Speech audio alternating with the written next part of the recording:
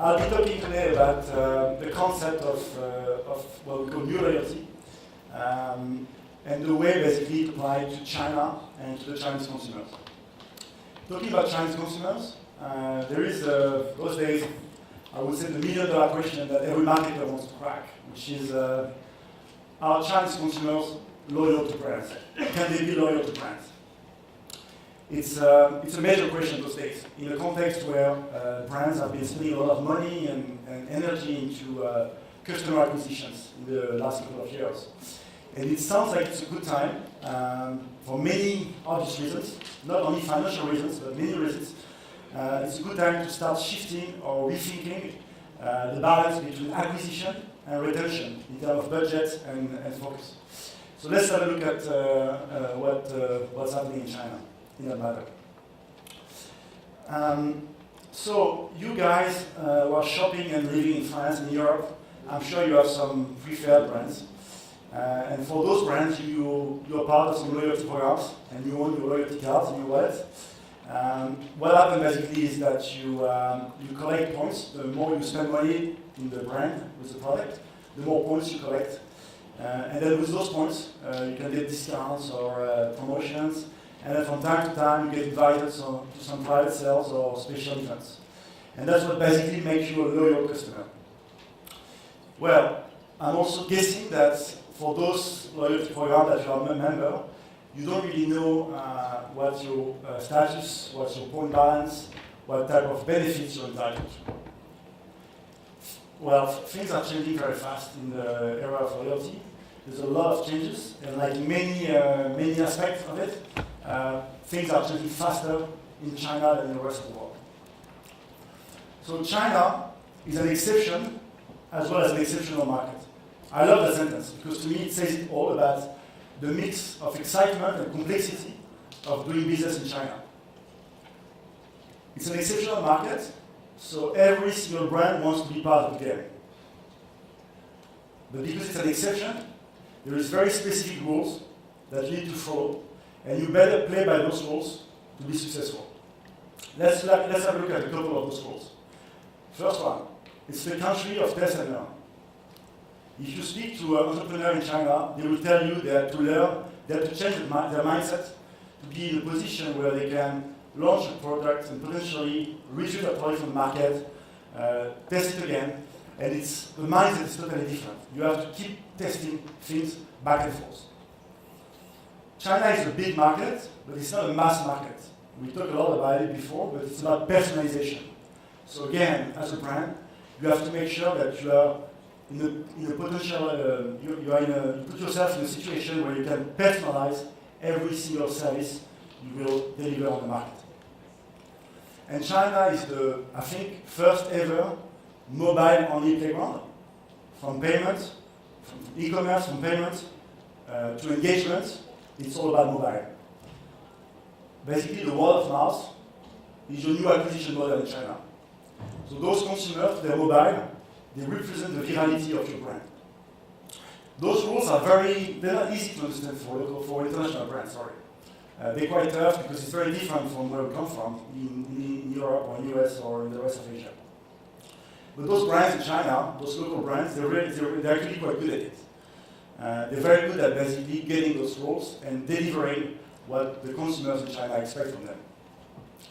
And that's, Jenny was mentioning about insurgent brands. Actually, there's a lot of talks about those insurgent Chinese brands. Why do we call them insurgents? Because they are young, fresh, they're bold, and they take risks. So let's have a look at a couple of them. You want a coffee? Those days, you take your phone, you open your mini program, and you go to Lucky mini program. You basically open your coffee wallet, it's all prepaid. You order your coffee on your way to the office. You order 5 coffee, they deliver 10 of them. It's fast, it's good, it's efficient. You can sell coffee to your friend. It's all in your wallet. It's purely digital. They own 2,000 coffee shops that they opened in the last 18 months. We don't even know where the coffee shops are. But we don't care because they deliver in a very efficient way. Tea. You want a tea? Or should I say you want a cheese tea? Right? IT, have you heard about that brand? Last year they launched this new product, tea. I mean, it's a pillar of the Chinese culture. You don't play with tea in China. Yes, they did. So what they did is that they came up with that cheese tea. Within a couple of days, that became a huge social buzz. People were queuing in the shops to buy those teas. But not only to test and try the product, but also to comment and share their experiences on social media to their peers. Mobile. You know that brand, right? Because they've been in Europe for at least 2 years now. But what's exceptional with the brand, to me, is not their ability to scale and develop their services anywhere in the world. I think what's amazing is the idea that they came up with.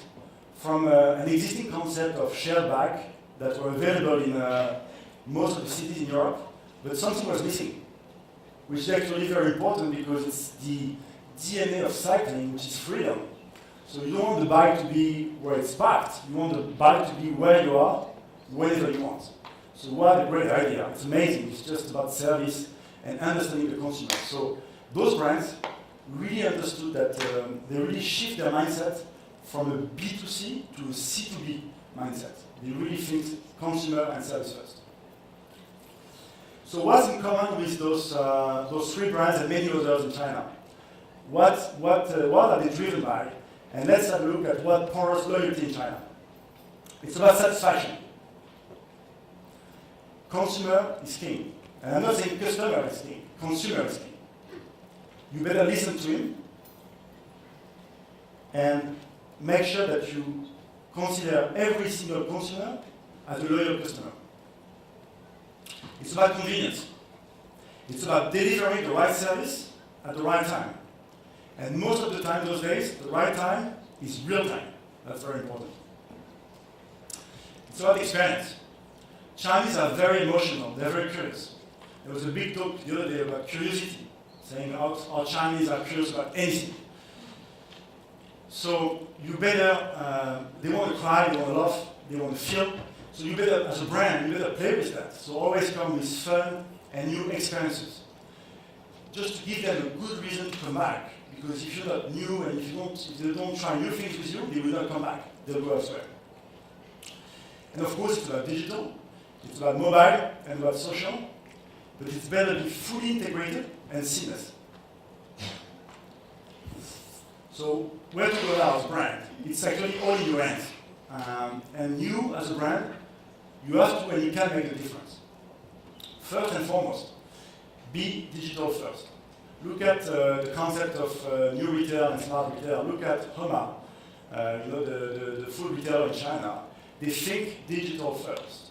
It's not that they're adapting their strategy to digital. They really think digital first. Be interactive. So the idea is to build a transparent, back and forth interactions with the consumers. It's ongoing, always building that interaction. And WeChat is an amazing tool for that. And we'll be talking about it later. Be creative, so important. You always, as I said before, you always need to find new and fun stuff to give those consumers a very good reason to come back to your brand and to interact with your brand again. And of course, be fast. What's amazing in China, since I've been there for 8 years, for me the major difference between Europe and China is the speed of things. Chinese can't wait, right? They are very agile. So you better deliver anything you do very fast. And of course, sell. So what you have to do, and there is more and more, and there was a lot of discussion this week, those 2 days about the platforms available on the market. There's a lot of them, from the traditional Tmall and JD, to the newly social commerce platform, Little Red Book, or Dune, or other platforms very like specific to some industry platforms. Make sure that you leverage the right platforms based on your objectives, business objectives, and brand maturity. And remember one thing, you should always have a call to action to sell, whatever you do. So, don't get me wrong, I'm not saying that Chinese are not loyal. I think they really are loyal. It's just different. Loyalty is different. We say that loyalty is fickle in China. What does that mean? That means that it comes and goes. And you have to capture it the way it comes. It's not something that is sustainable and can last forever. So just get it when it comes. There is three very easy reasons and obvious reasons to understand why loyalty comes and goes. The first one is actually that there is no legacy brand in China. You know those brands that like we were born and raised with it, so basically we consume, we buy, or we use it because our parents teach us how to use them. It doesn't exist in China. Still now, it's a greenfield, so basically it's open to any brand. Second point, very important, Chinese are not playing with shopping. It's a lifestyle, it's a way of being. We call them seller shoppers. So you better make sure that you deliver the right experience. Because for them it's basically, most of the time, e-commerce for us is about convenience. For them, it's all about the experience, right? And the third point is that, it's very linked to the first 2 points, is that there's a huge choice of brands available on the market. And I'm always very impressed by the number of brands. As we speak today, there is over 20,000 international brands on Tmall. Last week, there was a big conference on from Tmall on the beauty and cosmetic industry, which is actually booming in China. They announced last week that by the end of 2019, they will open another 1,000 virtual stores only for beauty and cosmetics. That's massive. Imagine as a consumer, you already have thousands of stores available, and within a year, and 1,000 additional stores. For us, it would be crazy to make a decision, right? Buy a decision. So what I'm saying is that basically, you don't really have those brand loyalists. You know the one, I mean, there is some, but less than in that part of the world. Those ones that basically will be using your brand, whatever happens, you know, that will be loyal to your brand forever, doesn't really exist in China. But that doesn't mean they're not loyal. Maybe on the short period of time, they'll be loyal to the brand, but they're very open to try something different.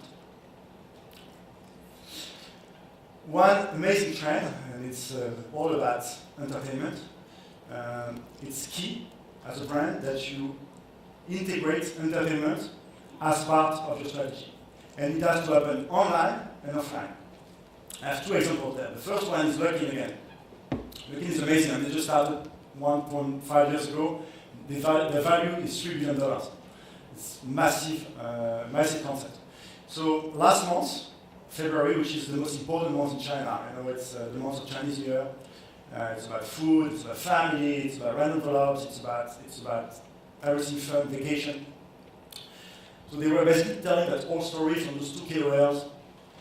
There are 2 movie stars in China that were telling to the audience about how do they live in February, what do they eat, how do they interact with their family. But the way it was done was super interactive and fun. And they keep doing that. So they play with the consumer, giving them more and more content to play with. Offline. Nike. Nike opened this amazing store in Shanghai last year. It's called the House of Innovation.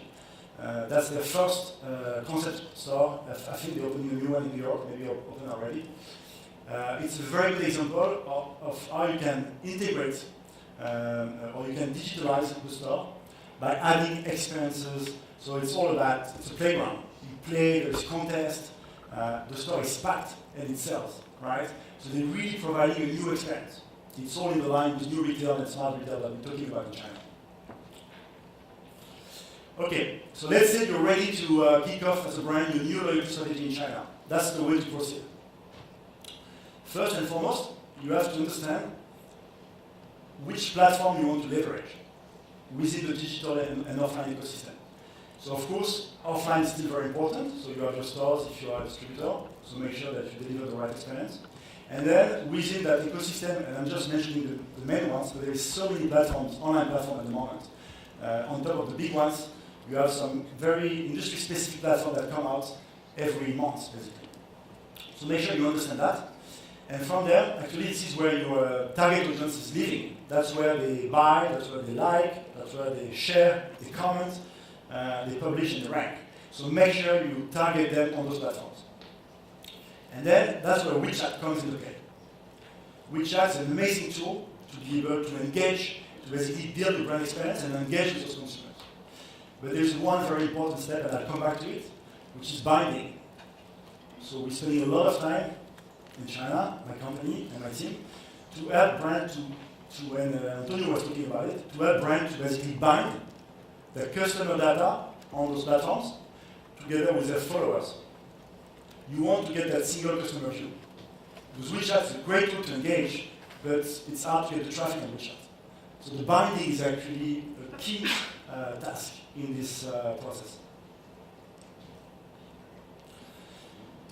Now, when it comes to loyalty program, because as we know, I was talking earlier about loyalty programs. Loyalty programs are great tools to engage with your customers.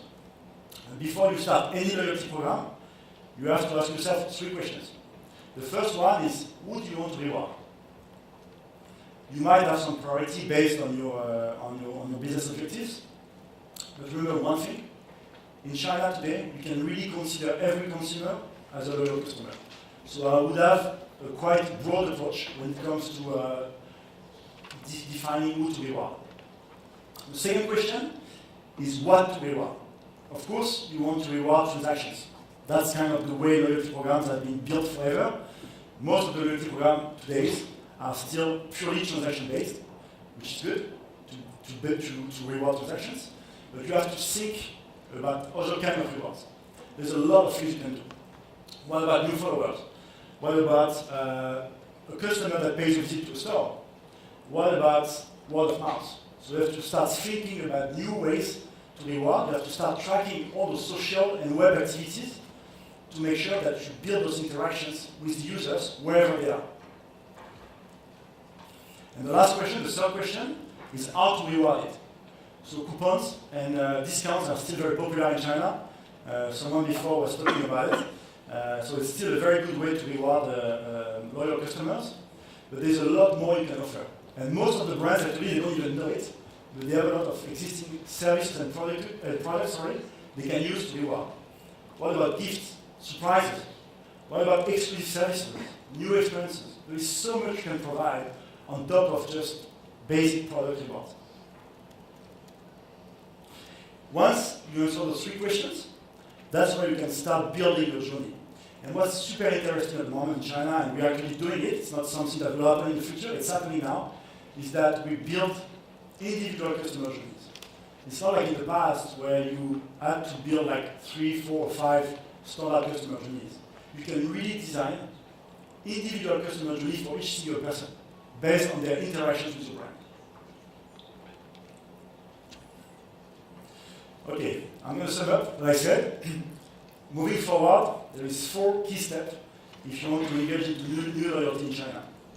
The first one is about building your loyalty program, a relationship-based loyalty program, rewarding web, social, and interactions. Step 2, which is very important, not that easy, it's about binding.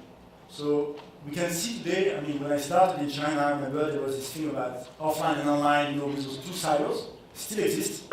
But now I can see that within the online world, there is also silos, because there is so many platforms coming out. And Thomas was talking about all those platforms, now going with mini programs and influencers, and they all are going with the same strategies.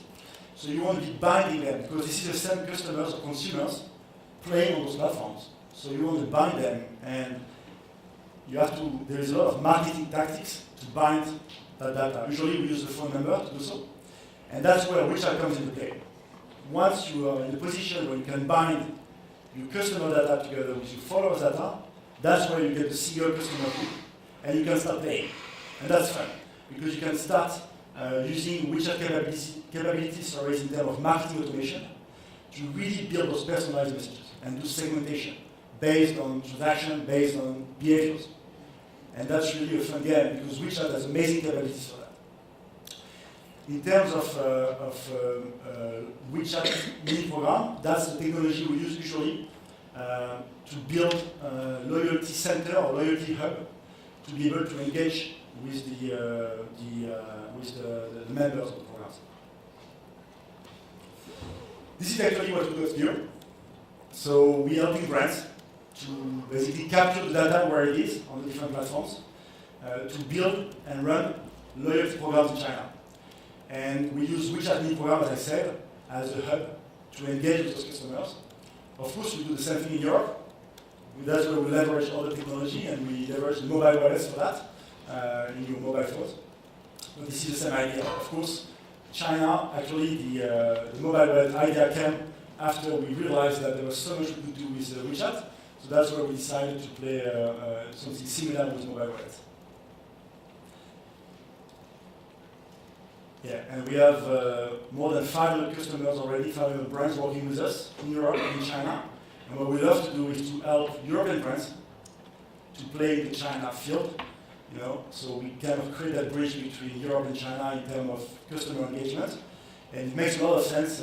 Antonio was talking about global shoppers. It makes a lot of sense to really start playing together between those two regions because Chinese travel. So we want to make sure to capture the Chinese data, the Chinese customer data in Europe as well, to make sure you can engage with them where they live in China. That's it for me. Thank you.